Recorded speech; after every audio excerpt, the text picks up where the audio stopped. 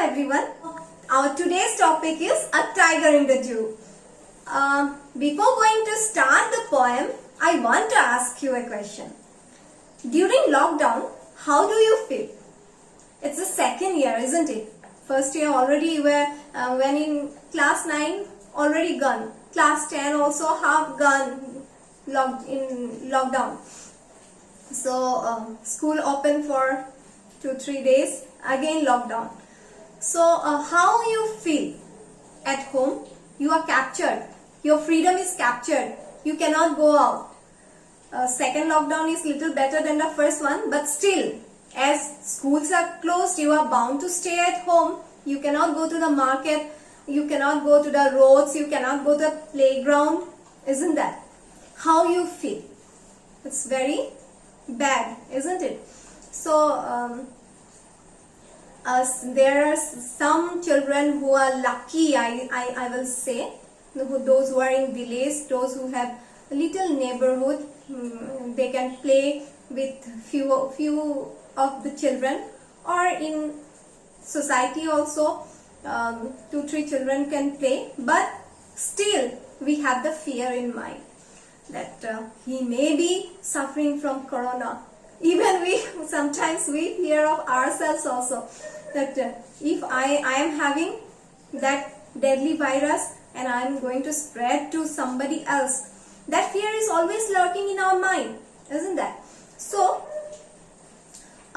what is actually how you are feeling? Your freedom is curtailed. You are inside the four walls of your house.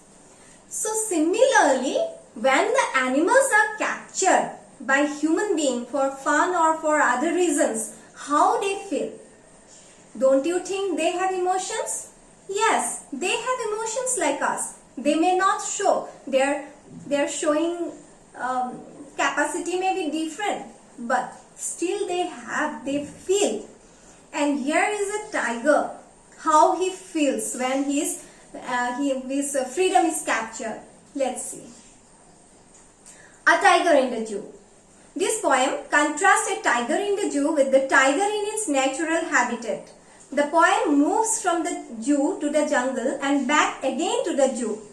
Read the poem silently once and say which stanza speaks about the tiger in the zoo and which speaks about the tiger in the jungle. He stalks in his vivid stripes the few steps of his cage, on paths of velvet quiet, in his quiet race. He should be lurking in shadow, sliding through long grass, near the waterhole where plum deer pass. He should be snarling around houses, at the jungle's edge, baring his white fangs, his claws terrorizing the village. But he is locked in a concrete cell.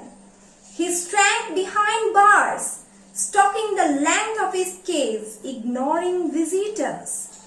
He hears the last voice at night, the patrolling cars, and stares with his brilliant eyes at the brilliant stars. By Leslie Norris. Leslie Norris, as you see, he is an animal lover. He has written many short stories also. So he is mostly known for animal love, and here his love is reflected in the poem A Tiger in the Zoo. So here we have seen how this tiger is captured. His freedom is curtailed by human being, and the agony and the trauma that he faces is very well explained in this poem. I have written the difficult word meanings here. Please write down. I will tell also while I will explain the poem. His talks means follows. Vivid stripes. Vivid stripe means having deep color. Pads means paws. Tiger is known as soft padded animal. Velvet is a fabric, soft. Quiet means silent, and raise means anger.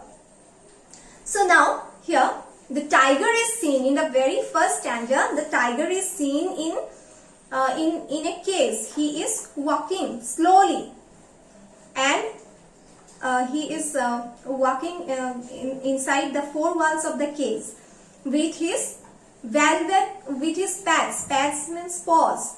He is known as soft padded. The tiger is known as soft padded animal. Few other animals are also soft padded like him. So when he walks, he doesn't make noise. We human beings may make noise, of course, when we wear high heels, tock tock tock. He used to walk like that. But the tiger, he has soft paws, and when he walks, it doesn't make any kind of noise. So it's say pads of velvet quiet. Velvet is that cloth you have seen probably. It's very soft type. Like that, his paws are very soft. In his quiet race. Now these two words are juxtaposed. Quiet and rage. Quiet is silent and rage is anger. Can anyone silently be angry? If he is silently angry, how can you say that he is angry? When he just bang on the table and says something very loudly, you will say he is angry. But if he is very quiet but he is suppressing his anger, how can you say he is angry? The similar is the condition of the tiger. You have seen volcanic eruption when some silent people are very much, they are suppressing their anger for days, for months, for years, and sometimes it bursts. And it happens to the tiger also.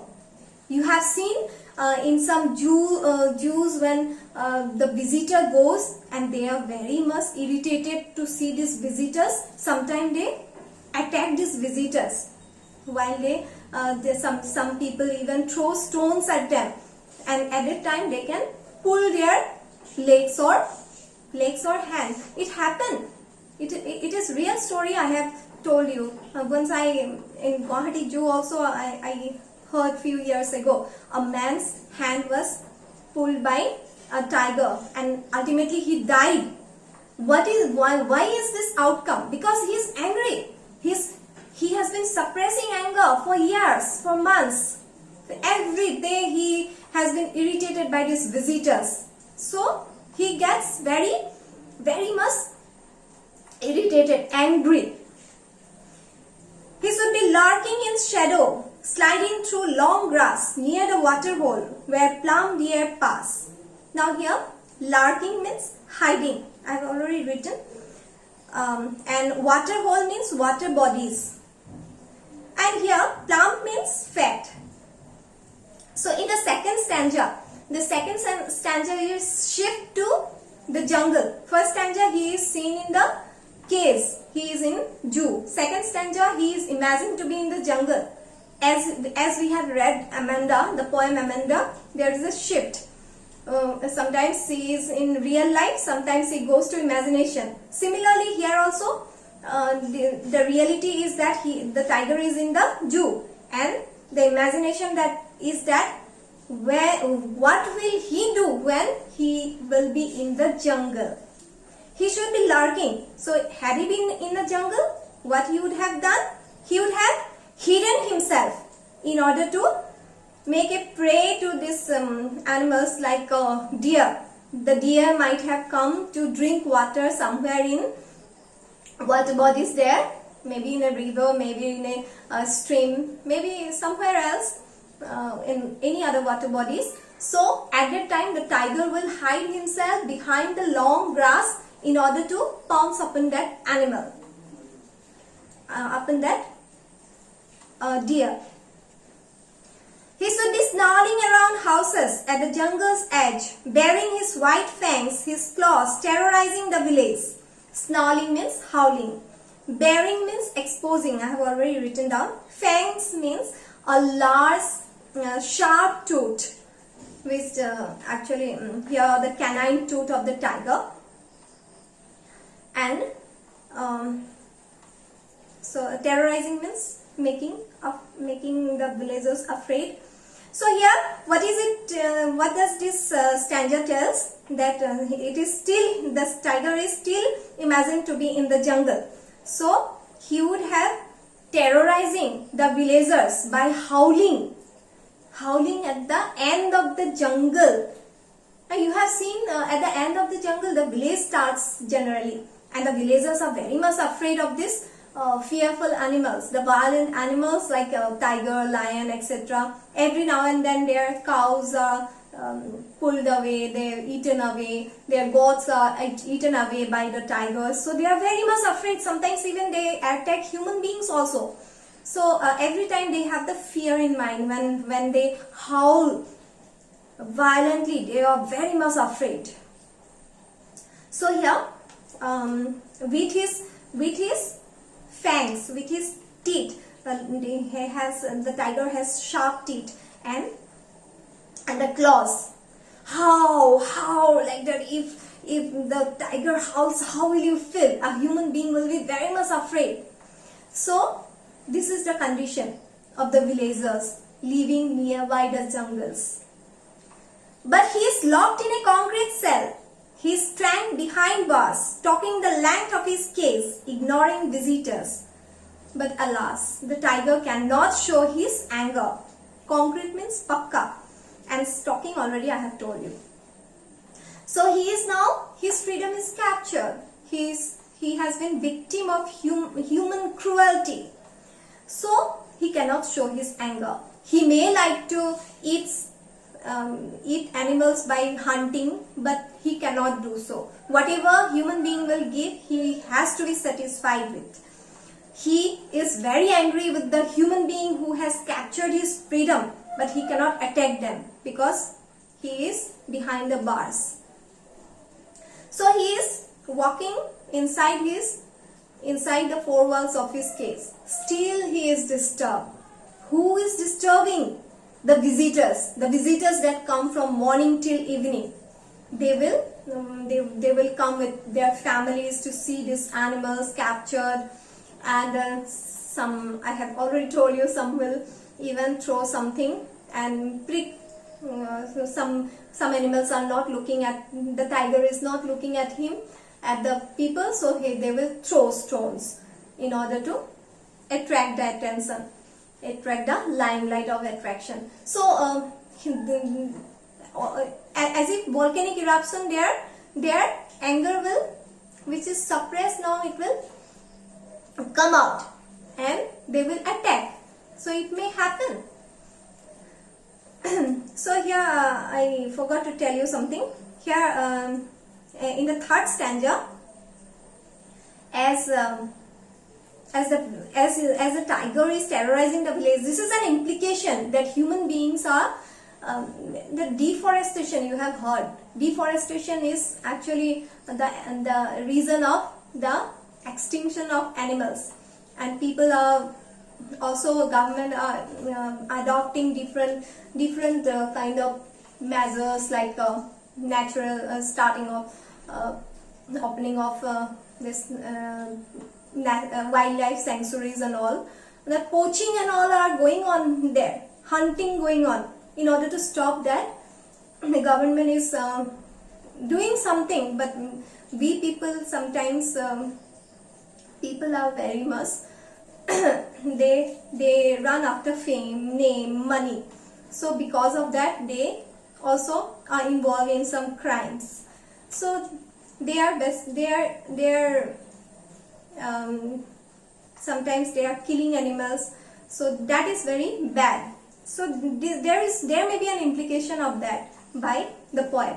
So try to link it. In literature, you can link anything. Nobody can say that you are wrong. When you explain these four lines, if you write something from outside also, like there may be implication that the poet is trying to show this and that, nobody can say that it is wrong.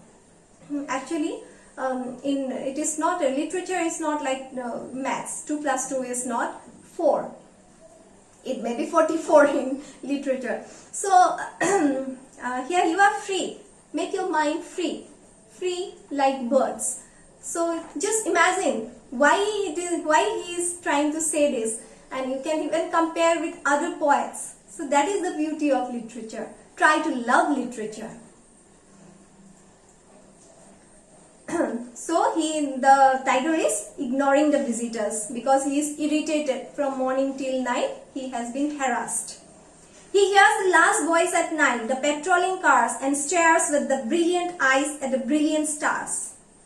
Now, at the end, the tiger, you know that animals actually they goes to bed, they goes to sleep as soon as the sun sets. But human beings are not like that. Human being will burn the midnight oil. Whole night they will work, if not whole night, at least up to 11, 12. It's very common. We do it to earn our bread. We have some works. And in one more poem you have the animals. There the poet has shown the difference between animals and human beings. So there also it is told that human beings used to burn the midnight oil in order to have fame, name, etc. But animals are not like that. They are very innocent. So here also the tiger wants to sleep, but his sleep is disturbed. Disturbed by what? The patrolling cars. Patrolling doesn't mean here petrol, diesel.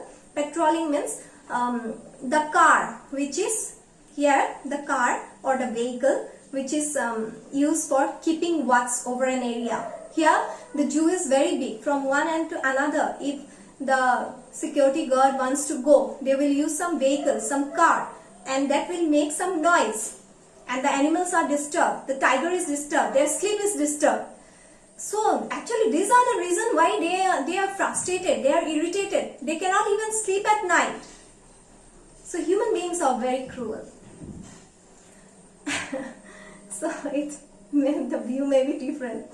And stares with his brilliant eyes at the brilliant stars. So now the tiger is looking at the brilliant, scintillating stars. Sky is always symbolic of freedom, isn't it? We can demarcate the land. We can demarcate, this is our land, this is our neighbor's land, this is India, this is Assam, this is USA, this is Pakistan. So we are demarcating the land, we are making boundary. But this cannot be done in the sky. Can you do? Sky cannot be controlled by human being. That is the reason why sky is used as a symbol of freedom. And here, as the tiger is looking at the sky, this is symbolic of his freedom. He wishes to have freedom, which is curtailed by human being. And very beautifully, Leslie Norris has mentioned about all these things. And to love literature, you must try to relate other poems also. Here are two more poems, The Tiger and the Panther. What does the writer's view? Is it same with Leslie Norris or different? Try to relate this. Then only some of you, at least 20%, 10% will read literature, will like to do MA Masters in English. They will do in linguistics. So if you love literature, even we have seen those who have science graduated have written very beautiful stories. So literature love is really beautiful, and you should do that. In order to do that, you try to relate. And here the tiger poem, here Peter Niblet, his view is different from our poet Leslie Norris, because here he says the tiger, if he is not in the zoo, then he might have been killed by the hunter. He might have been drawn by flood water. He might have eaten some poison. So being in the zoo, he is lucky, according to this poet Peter Niblet. And Rainer Marian Rilke, however, in the Panther says that his freedom has been paralyzed. So here try to read this, and then only you can relate. You try to see if there is another tiger poem, how does the poet, what is the view of the poets. Try to relate all these things. Then only you will do well in literature. Thank you for today. And at the end I have given you the question answers. Please go through it. So here I have given the summary of the poem. summary is actually not necessary. You are not asked to write, but you are asked to write explanation, and for that you need to know the summary. You need to know what is given in each of the stanza, what these lines actually mean. Third stanza followed by the fourth stanza. Take screenshot and please write it down in your note. There are questions from the question bank. Actually here you don't have to worry about this short type. You can write, these are in one word, one sentences it is given. You can write it in your own word. Here number B from question bank, number B, these are short type. Actually this type of questions come in your exam and you have to write like this for 2 marks. It is necessary to write this much. If you know the summary, it is easier for you to write.